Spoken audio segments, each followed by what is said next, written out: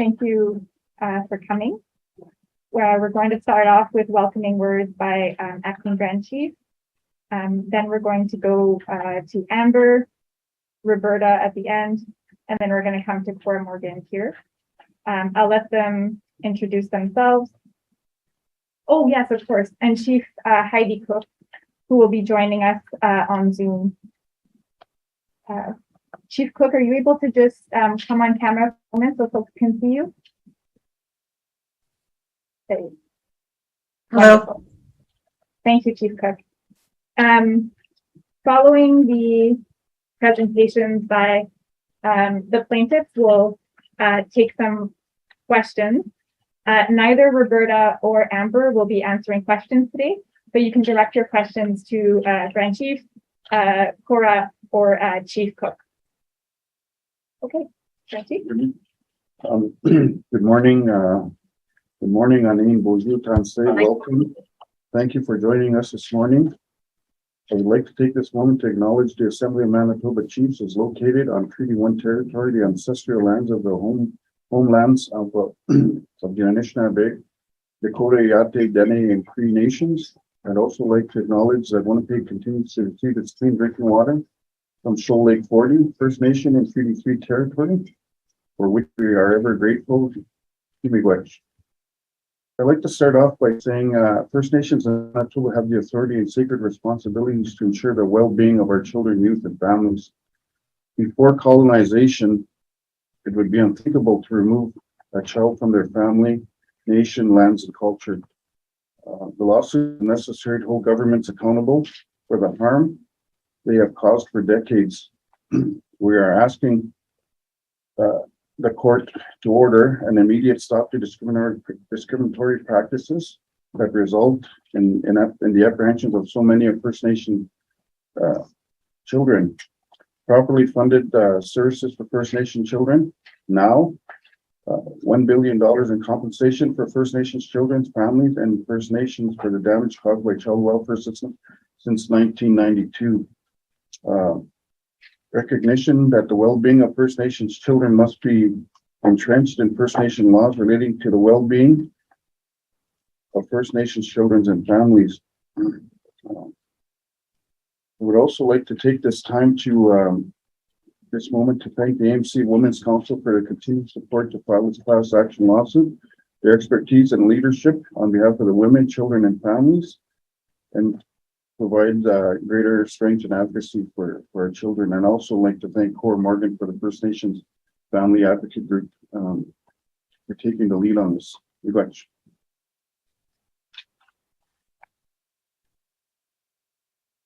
So we can start with Amber LaPlante. Bonjour, Anine. My name is Amber LaPlante. I come from Little Saskatchewan First Nation. The Child and Family Services system failed me. When I was in care, I was exposed to violence and trauma. I was always treated as a problem and never as a person. I never received the support I needed to heal. The Child and Family Services system also failed my daughter. Because I was in care, I was denied a chance to parent my daughter and form a meaningful bond and connection with her.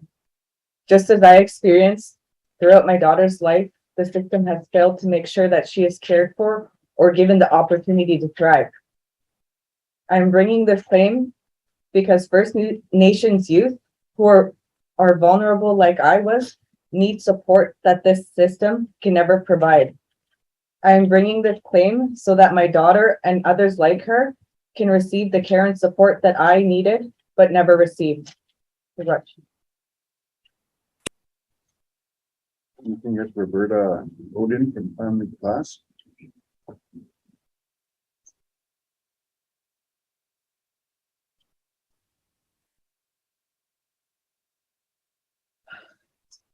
Hi, everyone.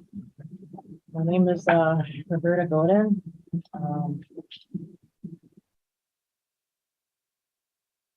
I'm bringing this case because I believe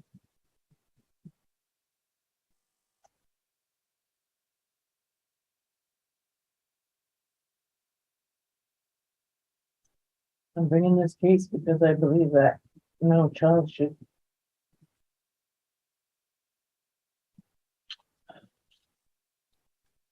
I'm bringing this case because I believe that no child should grow up away from the love and care of their family.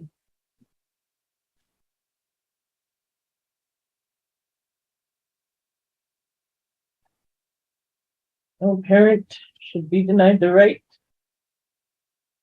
or responsibility to love and care for their children. And with the support of their community,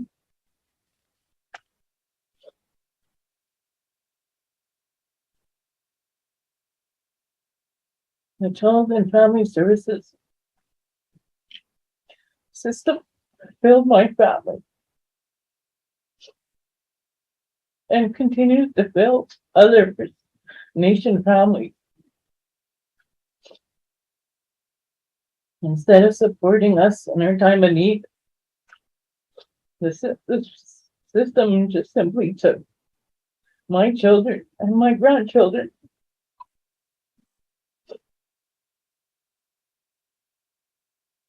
away, and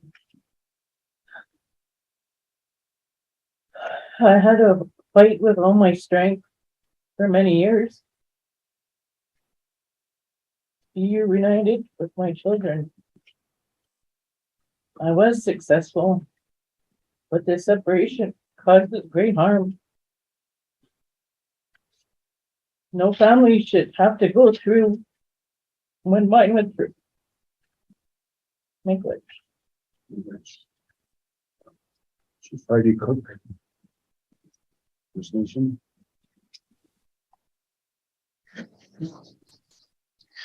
Good afternoon. My name is Heidi Cook. I'm the chief of the Mississippi Cree Nation. I'm bringing this claim on behalf of my nation and its citizens. Our goal is to hold Manitoba and Canada accountable for the harms caused to our nation and our members by the colonial child welfare system. All too often, the child welfare system perpetuates assimilation practices and severs our nation's connection with our children. These children lose the opportunity to know their identity, their culture, their language, and their teachings. When our children are removed, our nation is robbed of its future leaders and advocates, and these connections may never be restored. We cannot rebuild our nations if our children continue to be taken. The connection between a mother and a child is the most sacred bond, and the strength of that connection is the foundation of our nationhood. As a chief, I have a right and a responsibility to ensure the well-being of my nation's citizens, and especially our children and our families. But despite this, Manitoba and Canada have assumed responsibility for child welfare in Manitoba. And after many warnings of the scope and the scale of their failures, they have created a crisis. First Nations children are taken from their homes at disproportionate rates, leaving half of them homeless later in life and making them 24 times more likely to be involved in the criminal justice system. This does real harm to our communities and our nations.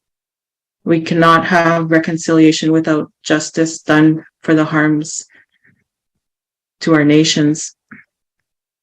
We're taking these steps to ensure that wrongs can be made right and that we can realize true transformative change that brings us closer to restoring what we have lost. The child welfare crisis should bring shame on Manitoba and Canada and cannot be allowed to continue to harm our people. Advocacy. Chief, Family Advocate Cora Morgan. Good afternoon. I'd like to acknowledge that we're here on Treaty 1 territory. I'd like to acknowledge all the members of the class and the strength and courage that it took for, Amber and Roberta and the others that contributed to filing this. It takes a lot of courage and a lot of courage. I've been the First Nation family advocate for the last 7 years. And one of the consistent messages I've heard for 7 years and hundreds of times is that the system is breaking the bond. And, I can't even count how many mothers who have told me that they're breaking the bond, And I would hear it over and over every day for the longest time.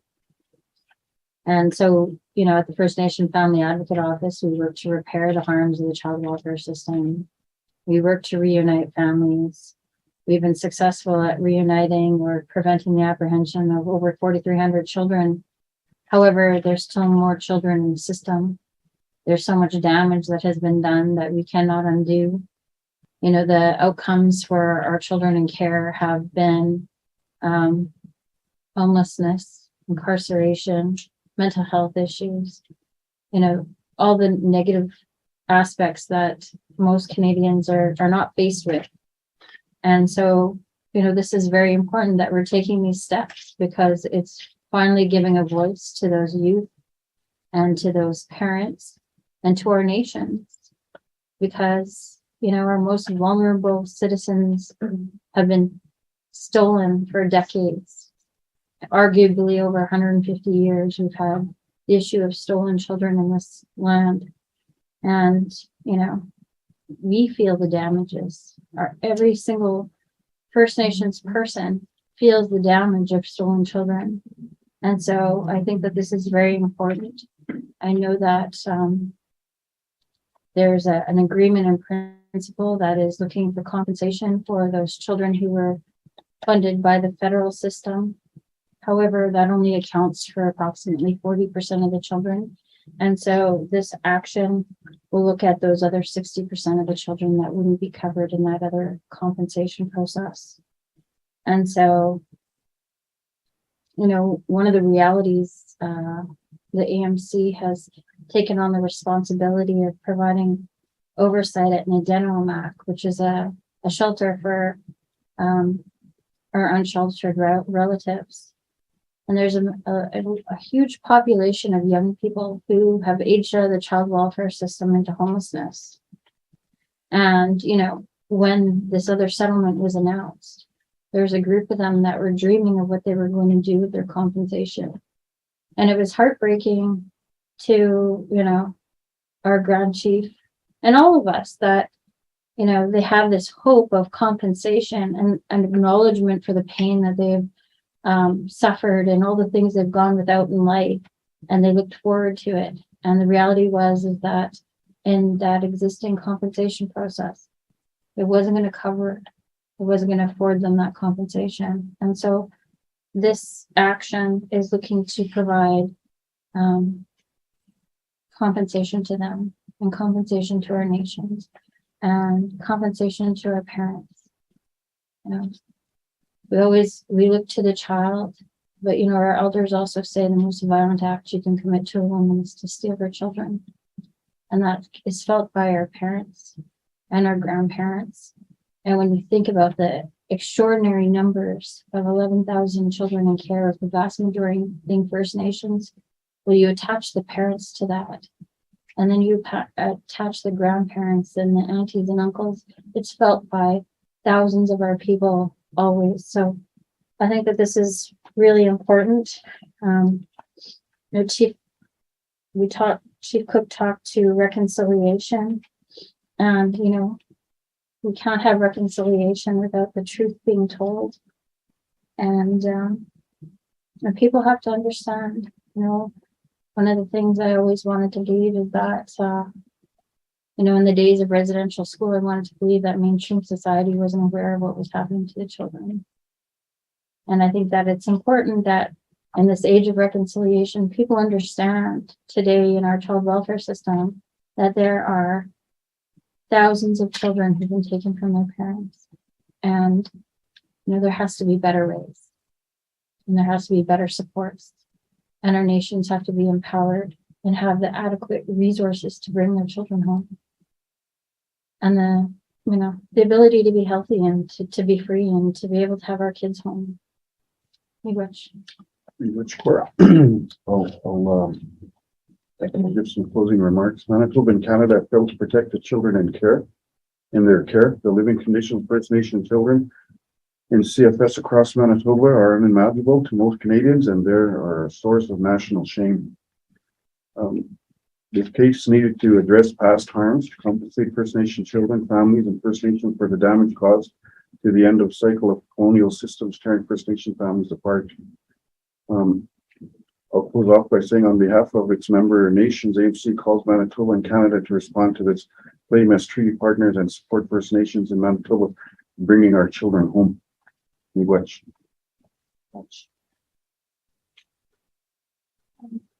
So just by way of reminder, neither Amber or Roberta will be taking questions. However, we have Cora, Grand Chief, and Chief Cook available to answer questions, as well as members of the legal team available. So my name is Joelle Pastorasala, Public Interest Law Center. My colleague Byron Williams is on Zoom, available to answer legal questions.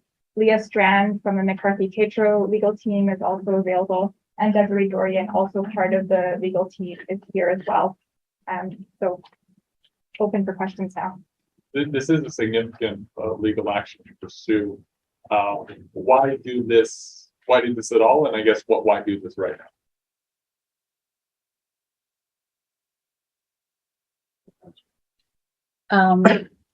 I think it's significant now in the sense that, like I had mentioned when I spoke, there has to be accountability if we're looking at this age of reconciliation.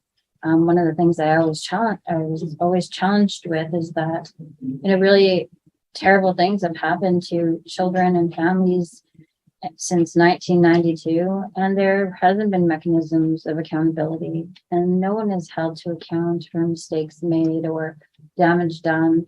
And so I think, it should have happened probably a long time ago, and we need to correct things moving forward, and we can't afford to have more damage done. And the other issue is that there's going to be some youth who've aged out of care that are getting compensation through the tribunal orders or agreement in principle, and it leaves out a whole portion of other children. And so here in Manitoba, if a child comes into care, if a First Nation child comes into care on reserve, it's a federally funded child. If a First Nation child comes into care off reserve, they're provincially funded.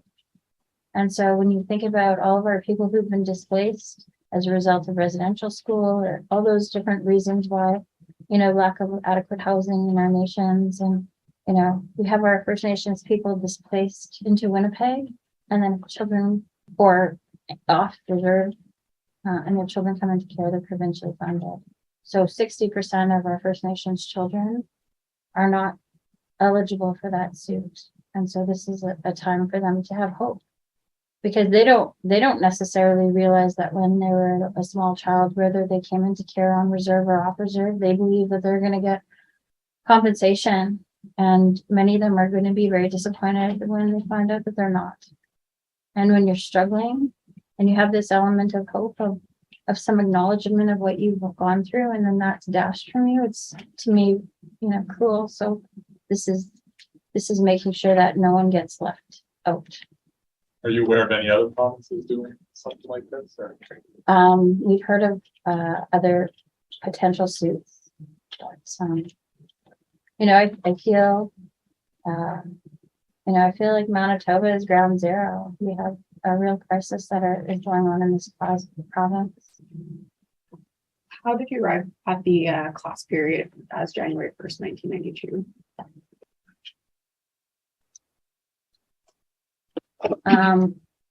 1992, because that butts up to the end of the 60s state settlement process.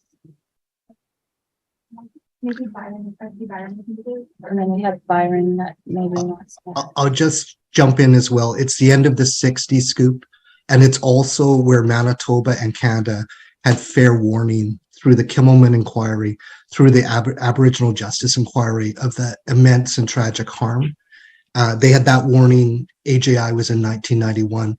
So with the end of the 60s scoop and that kind of baseline of knowledge that Manitoba and Canada should have had, we felt that was a good starting point for the claim. Any idea how many children at all could, I guess, benefit from this lawsuit? You know, I'll just add that, you know, we had an event, Every Child Matters, and I think that it still matters today, right? You know, like Cora was mentioning in terms of off reserve, on reserve, every person went through some significant event, and you know, the numbers they could be a large scale number. Like Cora said, like some are being excluded, which I don't think is fair. You know, at the end of the day, I think it matters when a person, you know, like this young lady here about her situation, right? You know, every child matters. Every child matters. Every child should be entitled to compensation, whether they're off reserve, on reserve, or you know, where they started from, right? You know, I think when they speak about devolution here, about the changes in CFS, well, that should have happened years ago. It shouldn't happen today because all of these things are coming into play right now. You know, you have communities that are going through drug crisis, alcoholism, the communities that are supposed to be alcohol free. And then you see the rising number. Like I've seen, you know, yesterday I have an email from First Nation where they're in a state of emergency because of the drug crisis. The kids are coming into care, they have no room for them. So, you know, that question, it could be open-ended. There could be, you know, tens and thousands of kids that are missed. You know, like the 60 scoop is closed off. There's a request to have that open because kids have been missed, people have been missed, people that, you know, a chief that's elected official now came back from the United States, and, you know, and he made his claim that they were trying to take his identity away, but he got it back, right? So, you know, you need to look at all these little, they're not little, but, you know, all these factors that come into play to, you know, to address this issue, right? So, you know, and I'm really thankful that the Advocate's Office and Chief Cook and other members of the First Nations community have come forward and made this happen, made it possible for the people of the young First Nation. They have a voice now. In addition to what Acting Grand Chief has just stated, we do know that based on the statistics, there are over 11,000 children in care. Approximately 80% of those children are First Nation children. And we know that 61% of the children in care in the Northern Authorities and 75% of the children in care in the Southern Authorities were apprehended off reserve. If the action is certified, will the AMC be leading the charge to bring people, like to make people aware of what is what they may potentially be entitled to in terms of the proceedings? Like how will that work going forward? I think that, of course we will do that. I think, if this is filed and certified, we will, of course, you know, one of the things that we have done previously is we had put it out to community for those who had been in the child welfare system, and we did a drive of Get Counted. So we have a number of people who've already filed that registration forms through that process. But I think that we would just put it out there for them to be able to reach out to the First Nation Family Advocate Office. And I think maybe Byron might want to speak to how people will be added to the class. I'll just say generally to achieve certification, we have to persuade the court that we have a plan to efficiently carry the case forward, that we have an important common issue, and that we have a plan to alert potential members of the class. And our friends from McCarthy Tetrel LLP are really experienced. Of course, we'll rely first of all and foremost on the FNFAO and AMC and the First Nations, but the legal team has a great deal of experience in working and making sure that we do our best to ensure everyone has notice. Is the expectation also, or what do you expect in terms of First Nations community involvement? So I guess there are a couple or one or more First Nations that are signed on to the class right now. Do you expect all 63 in Manitoba to participate, or what do you think that might look like?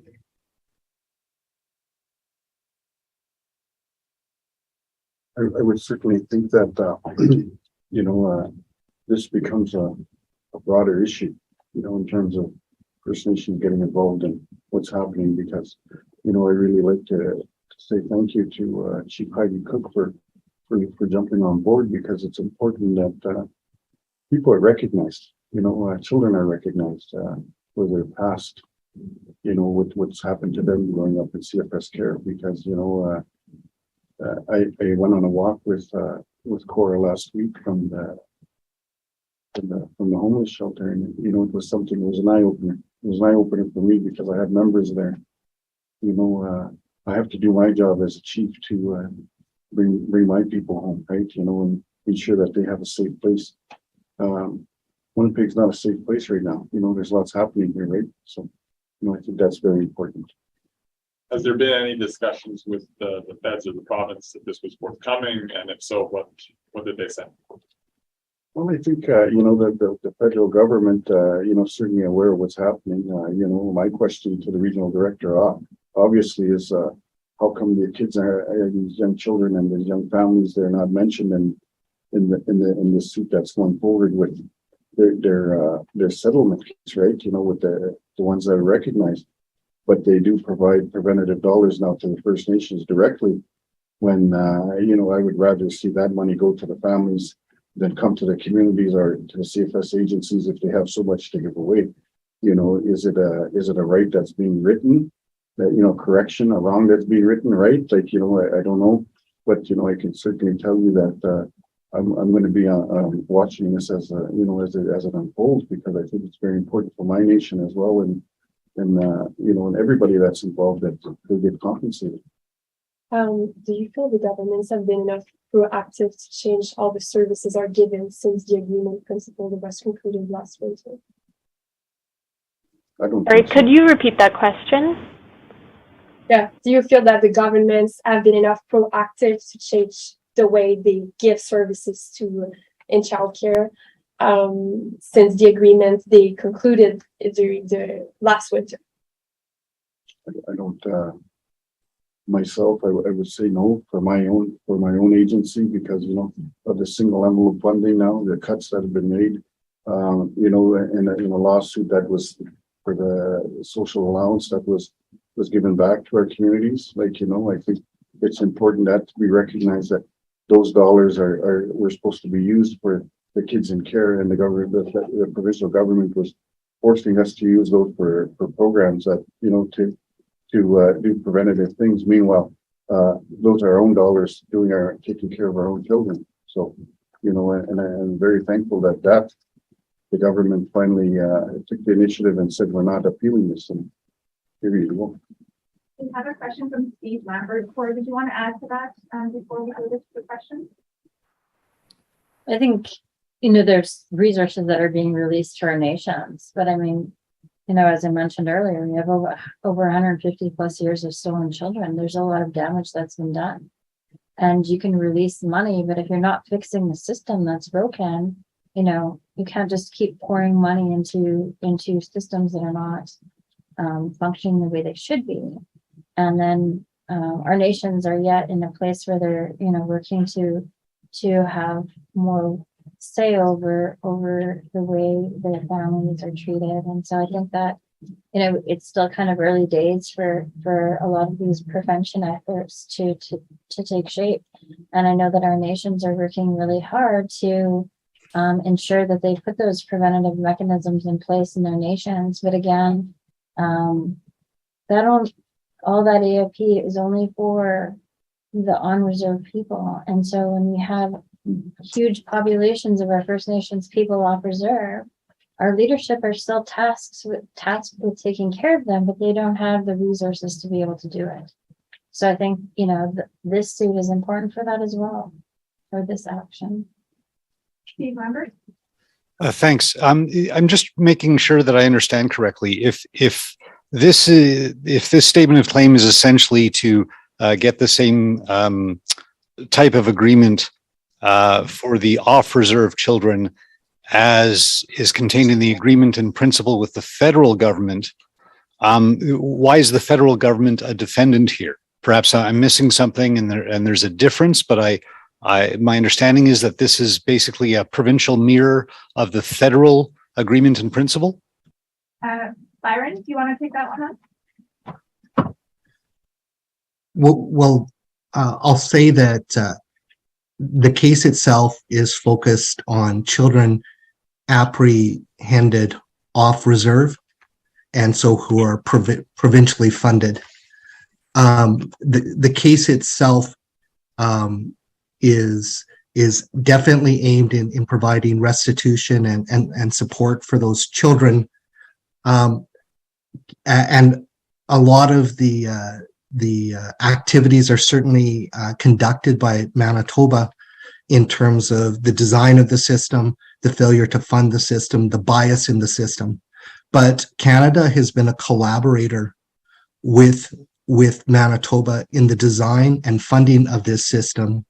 Canada has an obligation that it's accepted to support its relationship with First Nation children off reserve. There are specific aspects. So to the extent that folks have received compensation through the First Nation Caring Society case, then we're not seeking to double up on that. But Canada still has a role, and also many children have fallen through the cracks in endless jurisdictional disputes between Manitoba and Canada since 1992. So there's no effort to double up on Canada, but Canada is not blameless here, and certainly it's a collaborator with Manitoba in the design and the funding of this system that continues to cause terrible harm to First Nation children, to their families, and to nations.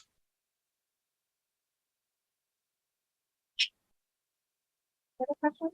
So can we talk about next steps? So this was filed today. How long before we have an idea of whether it's certified? How long could this entire process potentially take? Leah or Byron, do either one of you want to answer that question? Leah, do you want to take first shot at it? Thanks. Yeah, we can't say with certainty how long it will take. We're probably looking at a few months for the certification process and a potential carriage issue to be resolved, and then the entire process could be quite lengthy. It's really hard to say at this stage, but the litigation process takes time. Could you describe, I guess, the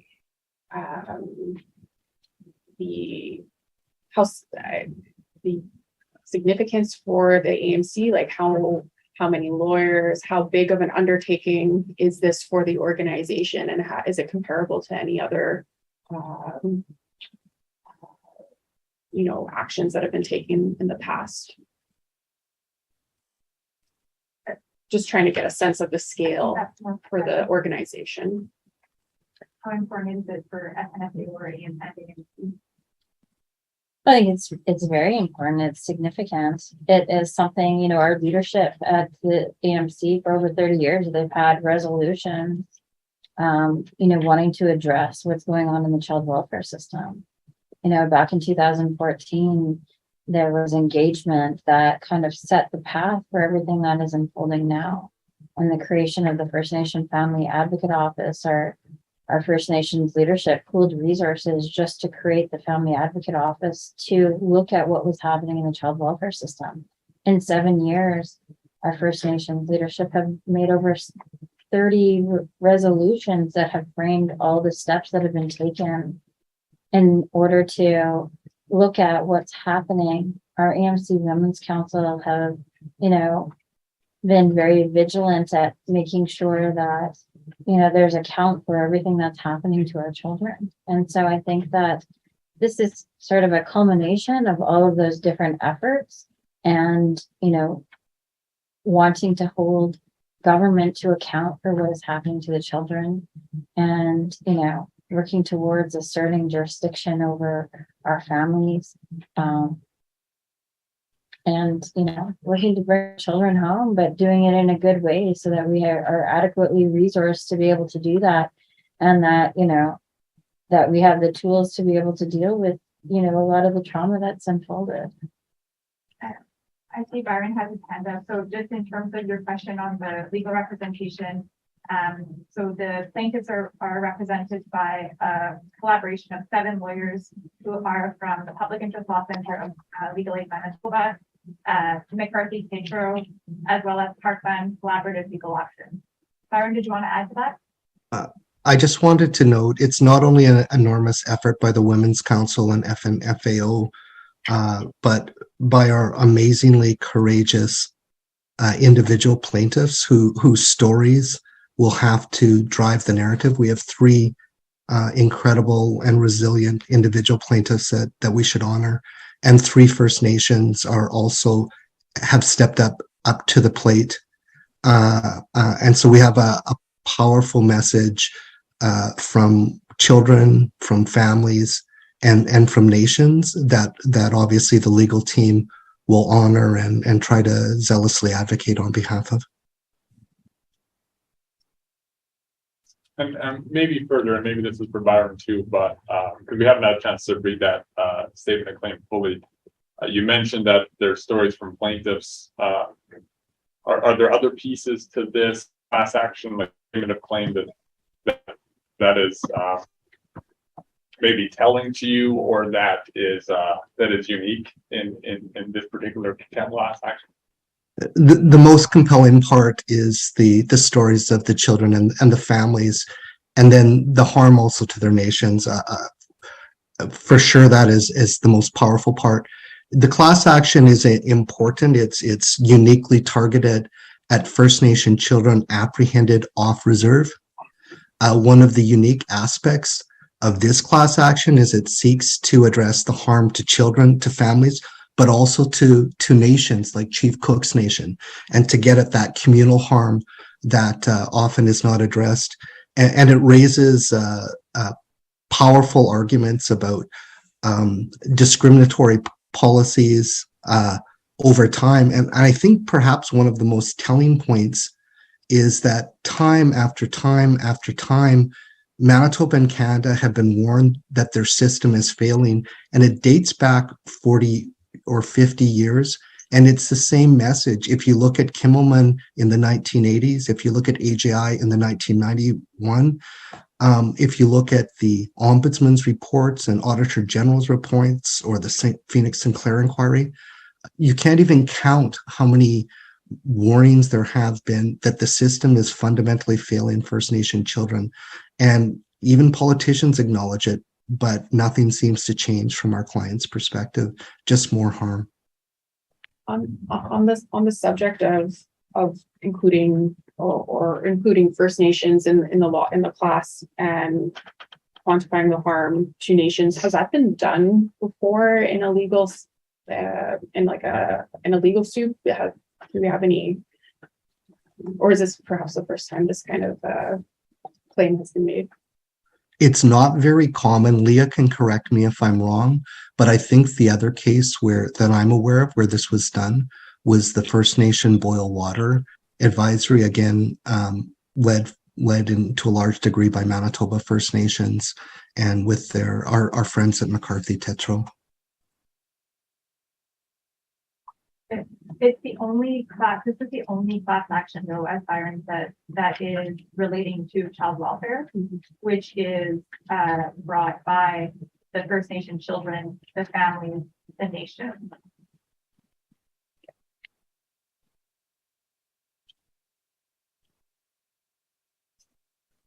Any other questions or in the room? Nope. Online? Okay. Thank you everyone for coming and have a good rest of your afternoon.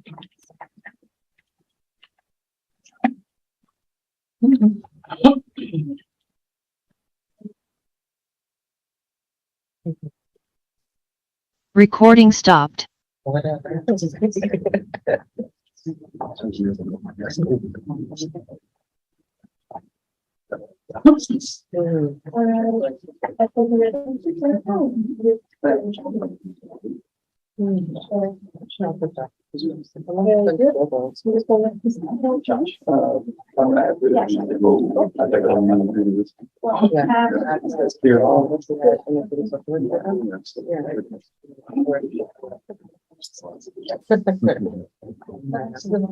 And then there's a field there.